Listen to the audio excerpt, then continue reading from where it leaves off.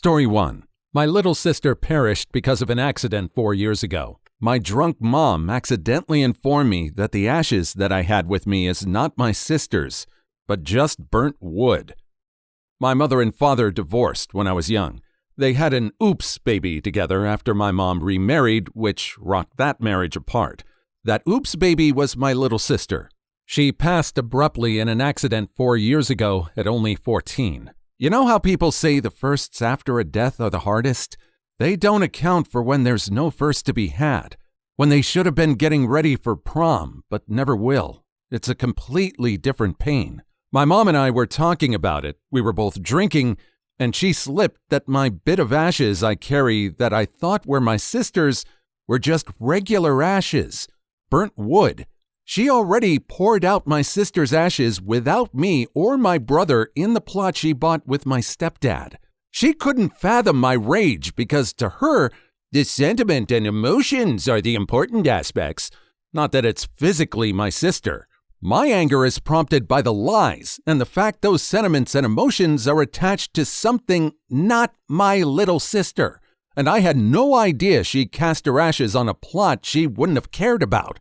I screamed at her to get out of my house, locking the door behind her and calling up my stepdad to pick her up. I threw the necklace out the window to the front lawn, then regretted it and tore it out of her hands when she picked it up. As she would say it, I made a scene and embarrassed her. I kept screaming and calling her a liar whenever she tried to explain herself or get back inside. I was threatening to call the cops on her when my stepdad finally showed up and took her away. He called me the next day and left a message saying that he wanted to talk about what happened and how he understands why I'm angry and hurt. He just wants to talk. But I need to talk to my mother too about this because she's a grieving mother. Emphasis his. And my sister's death was a huge blow to the entire family, and everyone is trying to regain our bearings still, so some kindness is needed. All I can think of right now is my mom's heartbroken face as I rip my necklace with my sister's ashes out of her hands, or the way she turned away from me crying as my stepdad ushered her into the car. I called her names. I let my pain and rage take over me. But I can't get over the lies. 4 years of thinking my necklace had my sister, of thinking she was right by my heart, and it all came undone because my mom had too much to drink. How long would she let me think this? How long would the lie continue? Update. I gave my mother an ultimatum of either telling my brother and father or I will. She refused to because you reacted so horribly, and she told me not to tell because you're doing this to hurt me and you're just going to hurt them. So I told them. I sat my dad and brother down and explained that the necklaces didn't have the right ashes in them. I've never seen my dad break like that. And I've never heard my brother scream at me like that. He was angry that I knew before him and didn't immediately tell because this is bull. You tell me. You needed to tell me. We tell each other everything. But he started crying and apologizing to me, admitting he's just so mad about what mom did and he can't handle it. So I guess that's clearly something else me and my brother share. We get overwhelmed initially before cooler heads prevail. My dad looked gutted, but he was clearly trying to piece himself back together. He said a lot of the same other people had said to me on my other post, we can get some of the dirt from the plot where she was scattered. The necklace has meaning we attribute to it, and she's still with us, even if her body hasn't been physically with us. I feel bad because some of it my mom said, i.e. the bit about the necklace being important even without her ashes in it, but I was able to accept that much easier from him. Maybe because he didn't lie to me for 4 years and drop a bomb on me out of nowhere because I pulled apart a lie. He held my brother and I as we cried, and he apologized for the pain, and he said it wasn't fair that I had to be the adult when my mother should have told all of us a lot sooner. Dad's going to try to talk to my stepfather to find the plot because my mom has been refusing to talk to us anymore, not answering messages or picking up the phone. Her social media has even gone dark. He's going to find out where the plot is and go to the site. I don't know if I could, if it were up to me.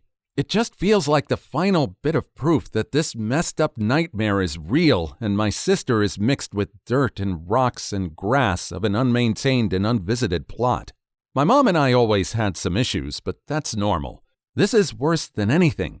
And we had a rough patch when I came out that we didn't even talk, but we mended fences after. I can't see ever forgiving her.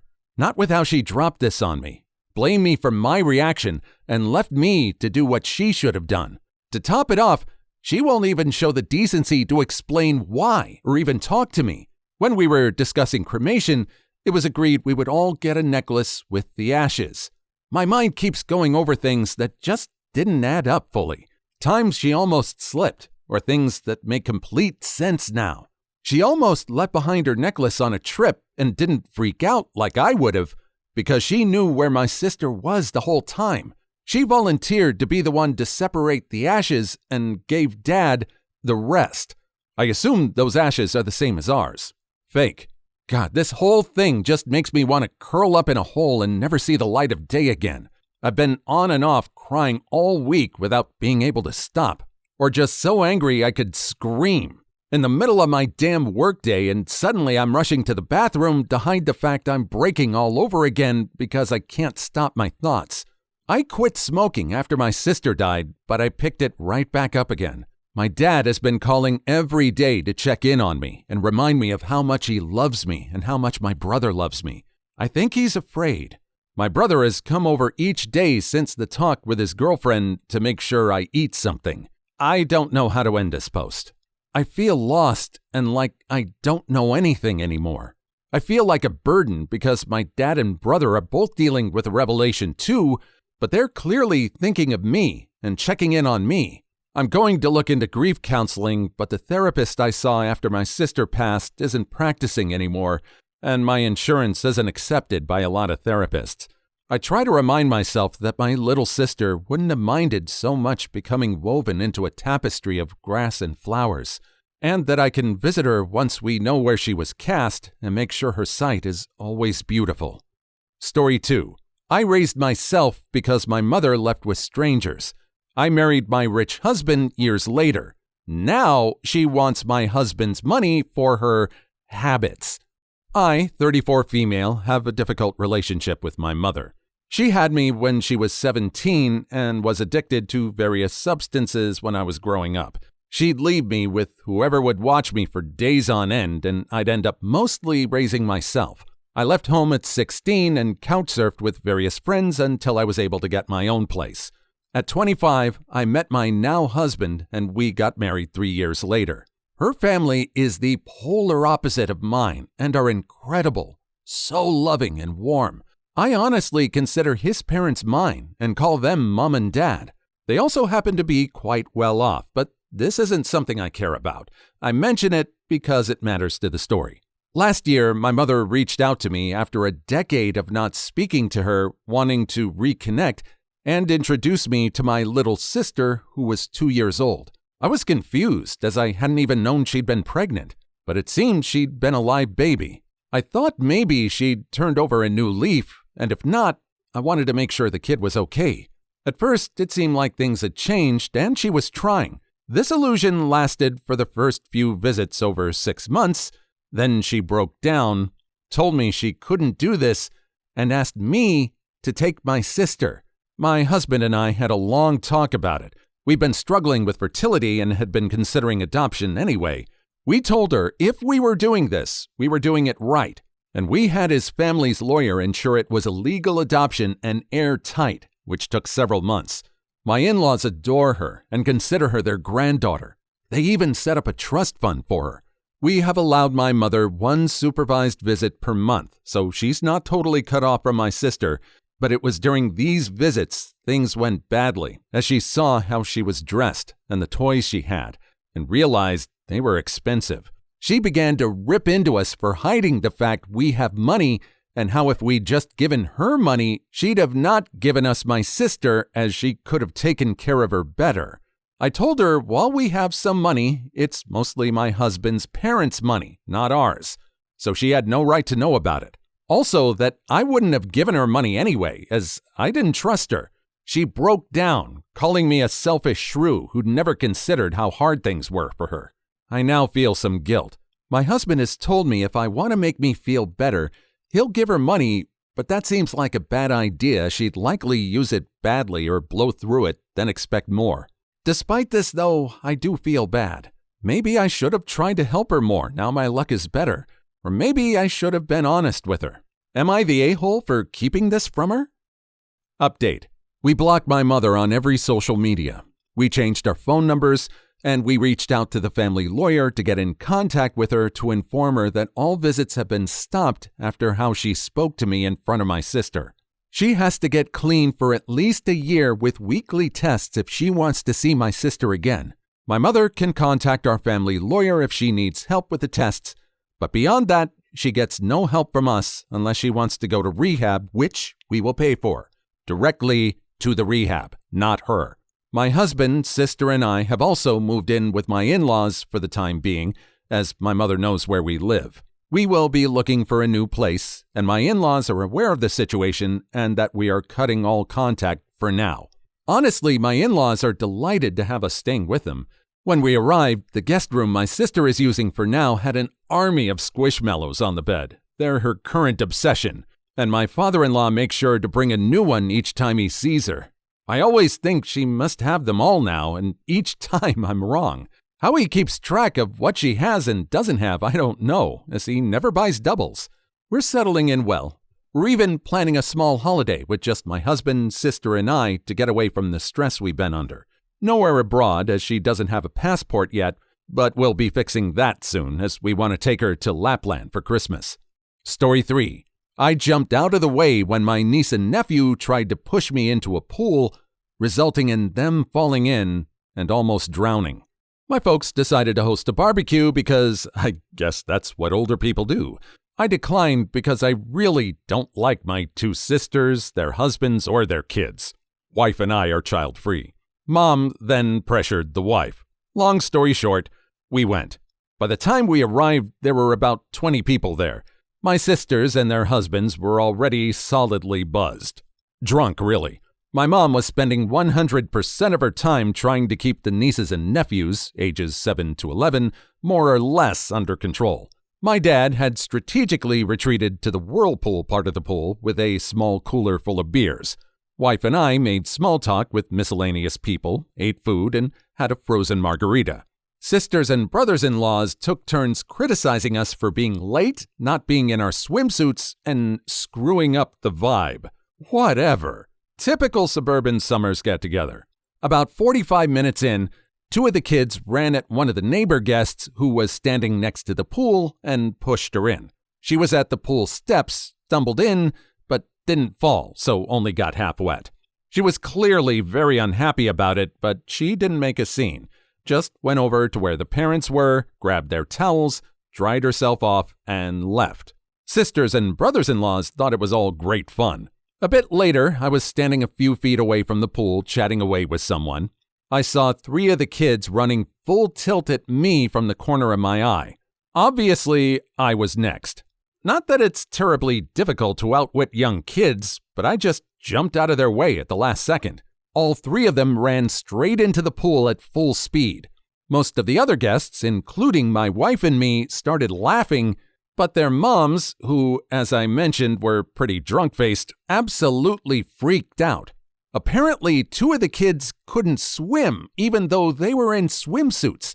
Since I wasn't in swim gear, I stepped back from the pool and let other people fish the kids out. The kids were bawling their heads off like they'd lost a limb. At that point, all hell broke loose. The 4 drunk parents were yelling at everyone in general, and me in particular, for nearly letting their kids drown, and also because 2 of the kids had been videoing the trick using their parents' iPhones, which were now at the bottom of the pool. One of my brother-in-laws got into the pool to try to retrieve the phone, but his BMI and BAC made that impossible. No one else volunteered to help. Unsurprising, given that my sisters were still whining at everyone. I told my sisters it was their job to watch their kids, and that if anything had happened to them, it would have been their responsibility, not mine. There were some pretty strong words on both sides. Wife and I left after the other brother-in-law fell over and face-planted while yelling at us. Now they're saying I should have let the little jerks knock me into the pool and have their fun, and ruin my phone. So, am I the a-hole? Update 1. First off, my folks tell me that my nieces and nephews are all good swimmers and that they use the pool all the time. The 7-year-old is still a beginner, but he loves the water. My sister just said they couldn't swim, so I'd look bad. To be fair, none of the kids are allowed in the deep end, which is where they fell in. It was the two 10-year-olds and the 9-year-old who tried to push me into the pool. After we left, the party ended on a pretty sour note. My drunk brother-in-law, who face-planted while yelling at me, had to go to an urgent care place and get his face stitched up. He was too toasted to drive, so Dad took him. Dad was very not happy about this. Later that evening, my sisters started a group text and said some really nasty stuff. Their husbands threw in a few comments as well. Wife and I blocked the 4 of them. My mom called me. She was pretty upset about what they said. She and Dad were in the chat, and I don't blame her. Because of the text, my folks insisted my sisters and brothers-in-laws come over the next day, Sunday, without their kids to get some things straight and lay down some ground rules. Mom's wording. The result was a contrite, if unenthusiastic apology from the siblings via my mom's phone. I'm glad my wife was with me when they called. Her hard stares kept me from saying what I wanted to. I just told them thanks and that we felt no need to discuss it further. Since I thought things were settled, I unblocked them. That evening, I got a text from one of the brother-in-laws telling me the phones cost XXXX dollars and asking when I'd be paying for them. What the hell? I replied, never, took a screenshot of his text and forwarded it to my folks with a note that we were done with this nonsense. We're going no contact with sisters and spouses and not to invite us to any more holidays or get-togethers if they'll be present. Then I blocked the sisters and their spouses again. At that point, the feces really hit the fan. Dad called them and ripped them a new one. Among other things, he told them the grandkids were not welcome at his place indefinitely. Since my mom regularly provides free babysitting, that got them pretty rattled. He also banned them from using the vacation house and told them my wife and I actually own it, not he and Mom. This completely freaked them out. Both of my sisters and families use the place a lot, including having their friends up for weekend getaways. This was very much out of character for my folks. They'd clearly had it. And for reference, I never wanted my sisters to know we owned the place. We bought it for my folks. They'd always wanted a place in the mountains. Keeping the ownership quiet was just a way to avoid drama with my siblings. A couple of days later, my sisters and their husbands came to our place unannounced to apologize in person. We were out to dinner, and they left a note. One sister also called me at work, too, so I sent her to voicemail. We decided that being no contact is the best thing for the indefinite future and haven't interacted with them for the last 3+ weeks. Personally, I'm done. They can go pound sand. Update 2. Well, it's been an interesting last few days. I thought the feces had hit the fan before, but it was more of a fart compared to what happened this week. For this to make sense, I need to provide some financial context. My folks haven't ever been good at saving money. I've been doing their taxes for years, so I know pretty much everything about them money-wise. Their house is paid for, and they have minimal debt, but they didn't save much for retirement. Both of them get Social Security, Dad gets a solid pension, and they have a bit of savings, but there's no treasure chest in the basement. I bought their current car for them after they retired. A retirement present so they could have something nice to drive. It was the first car in probably 20 years they didn't lease. My sisters are convinced the folks are dripping with money and that our parents will be leaving the two of them everything since I don't need more money. So they've never cared about saving either. Turns out my oldest sister and her husband, they have 3 kids, have been living beyond their means for some time and are in financial straits. They've maxed out their credit cards and are behind on their car leases to the point that one is about to get repossessed. He bragged in the past about making X per year, but it turns out to be about half that. She confessed all this to my mom on Tuesday because they need a loan, and because, and this was a what the hell moment for Mom and Dad, that for the last 3 years, instead of staying at the vacation house regularly, she's actually been renting it out once a month or so and pocketing the cash. We're talking $2,000 plus for a weekend and at least $4,000 for a week. With her being cut off from using the place, she's had to cancel one group already. She's now worried they'll lose everything. My folks aren't in any position to give them a loan.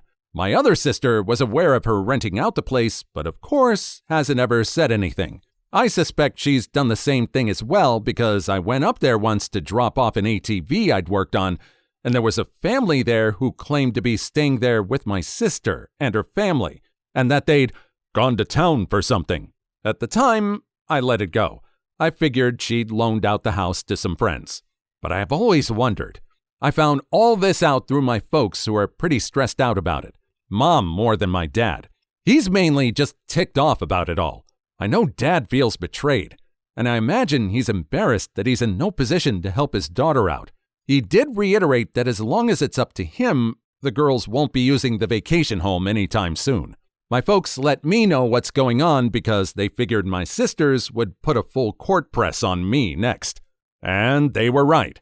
On Thursday, my sisters came to our place again, without husbands this time, and waited outside the door until I got home. I had to choose between fighting with them in public, them making a scene if I went in without them, or letting them in. So I let them in. I got a hogwash story from the older sister with the younger one backing her up regarding why I needed to let them use the mountain place again immediately. They also said I've been an awful brother and that I needed to step up and plan on paying for their kids' college tuition since that's what family does. I let them pitch their story, then called them out based on what my folks had told me. Things went to hell from there. There was denial, crying, cursing, yelling, you name it. I swear my ears are still ringing 2 days later. Won't lie, I said some really mean and awful things to them, but nothing that wasn't true. They finally left after about an hour. After that, I took a shower and laid down. When I got up, my wife was home, and her first words was that she'd had to block more phone numbers because my sisters were blowing up our phones from new ones. Folks messaged me yesterday asking me to call. I'm sure my sisters have told them some hogwash version of what happened, but I'm not up to rehashing it yet. I'm usually a pretty energetic person, but this drama has me beaten down. I had just enough energy today to drive up to the vacation house and padlock the entrance gate shut. I'm the only one with a key. I'm guessing that will be enough to ensure my siblings leave the place alone. They'd probably perish trying to walk 400 yards uphill to get to the house.